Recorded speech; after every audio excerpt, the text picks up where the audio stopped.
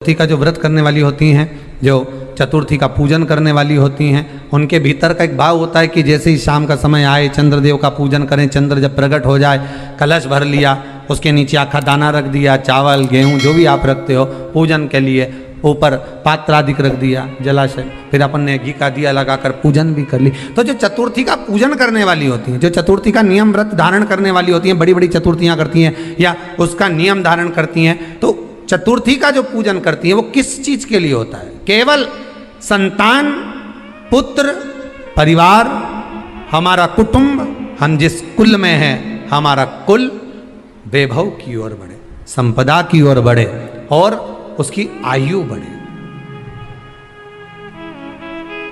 उसकी आयु बढ़े, वैभव बढ़े।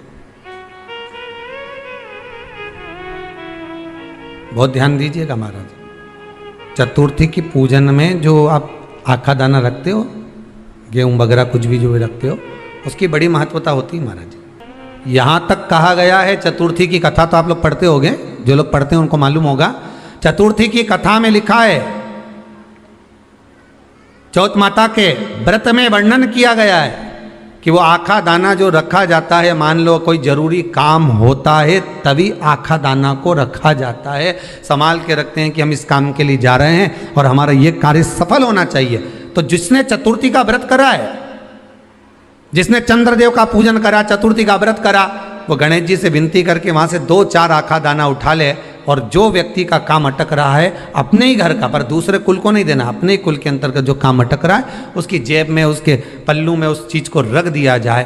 तो चतुर्थी जो अगली आती है, जैसे आप महीने की करते हो तो महीने की, और आप जैसे करते हो कि 4 अलग बड़ी बड़ी चतुर्थी करते हो तो उसके अनुसार आपका कार्य सिद्ध होता ही है। उस आखे दाने का इतना महत्व होता है क्योंकि चतुर्थी का व्रत करने वाली माता जब व्रत करती है तो स्वयं चतुर्थी की कथा में लिखा हुआ है कि पार्वती जी गणेश जी से चतुर्थी की कथा बचवाती।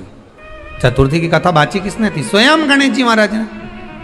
और सुनी किसने थी? माता पार्वती। बाचने वाले गणेश जी थे, सुनने वाली माता पार्वती थी। तो चतुर्थी की कथा जब होती है तो उसको स्वयं गणेश जी बाच रहे हैं, तो व्रत कौन सुन रही है? माता पार्वती। और आपने जो आखा दाना लिया वो गणेश जी के भाव से लिया, गणेश जी से निवेदन करके, विनय करके, प्रार्थना कर कर उसको प्राप्त किया। लक्ष्मी, वो कौन से 2 स्थान हैं जहां तू जाना पसंद नहीं करती? लक्ष्मी, वो कौन से 2 स्थान हैं जो व्यक्ति धारण करता है तो उस व्यक्ति के पास में से 2 साल में, 4 साल में, 6 साल में, 8 साल में तो रुष्ट होकर चली जाती है? वो स्थान कौन से है? तो 2 स्थान माता लक्ष्मी ने बताए हैं। पहला, फूटे हुए बर्तन में भोजन करना। कौन से बर्तन में? जम के बोलिए जरा।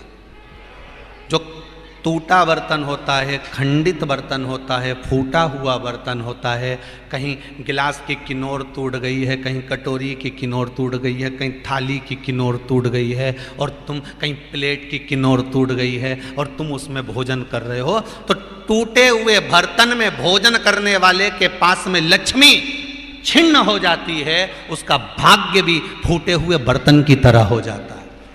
ये लक्ष्मी का। और दूसरा, फटे हुए वस्त्र धारण करने वाले का भाग्य भी फटे हुए वस्त्र की तरह, जैसे फटा हुआ कपड़े का रेसा रेसा निकलता है, उसी तरह फटे हुए वस्त्र धारण करने वाले की भी जिंदगी में परिश्रम का रेशा निकलता रहता है, पर उसको सुख का भान नहीं होता। आज के जमाने में ये फटे हुए कपड़ों का फैशन आ गया, ये बड़ा दुख की घड़ी है।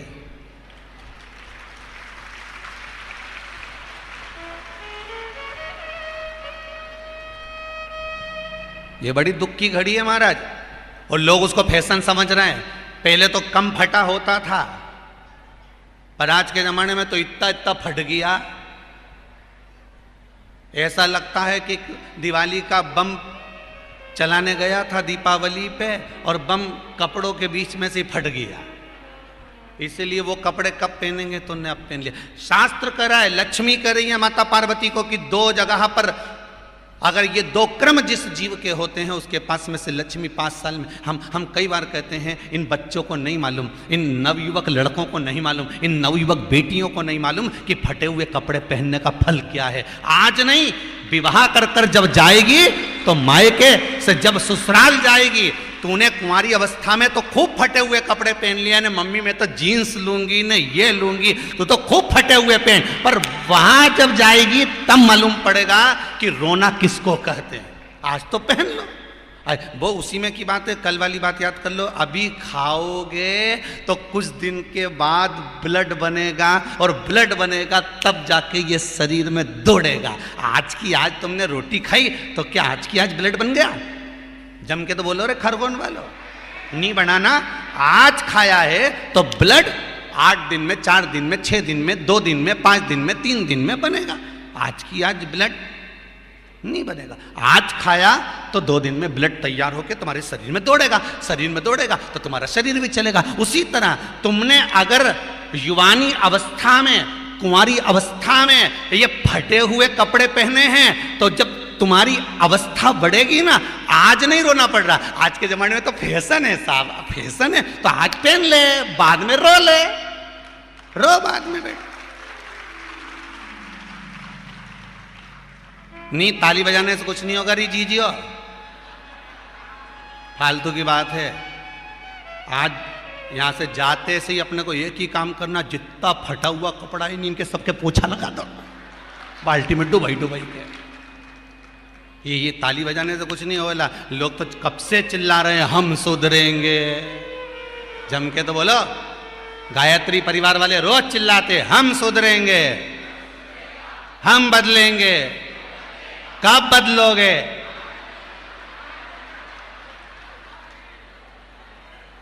जबरदस्ती का चिल्लाता फिरो हम बदलेंगे, हम बदलेंगे। काहे के बदले? तुमसे ज्यादा तो मेहंदी बदल गई, यहां थी।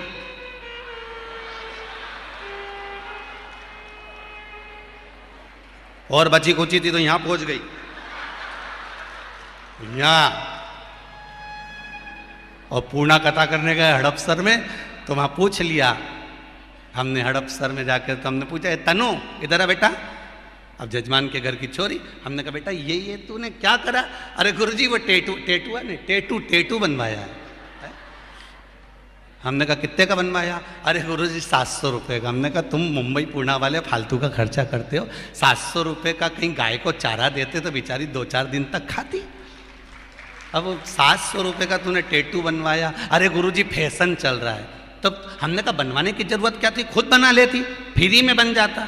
तो क्या गुरुजी अपना हाथ नहीं पहुंचे? नहीं। हमने कहा कैसे नहीं पहुंचे? पहले दीवार पे बनाओ, उन्हें चिपक जाओ। कैसे नहीं पहुंचे?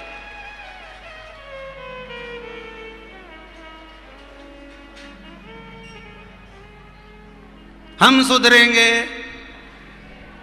अच्छे से तो अब तो तुम एक बार भी नहीं बोले। डाउन। हम सुधरेंगे,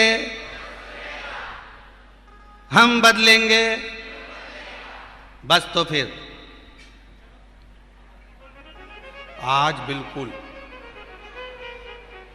एकदम कि अब कुछ भी हो जाए, ये कितनी भी महंगी जीन्स हो पर फटी हुई नहीं पहनने दूंगी तो नहीं पहनने दूंगी, चाहे कुछ भी हो जाए। हम इतने अच्छे घर के लोग और ये फटा हुआ कपड़ा पहनेंगे? ये नंग से फट रही। और गजब की तो गजब की, अभी दिवाली पे फैशन देखा, एक का तो पूरा पाँव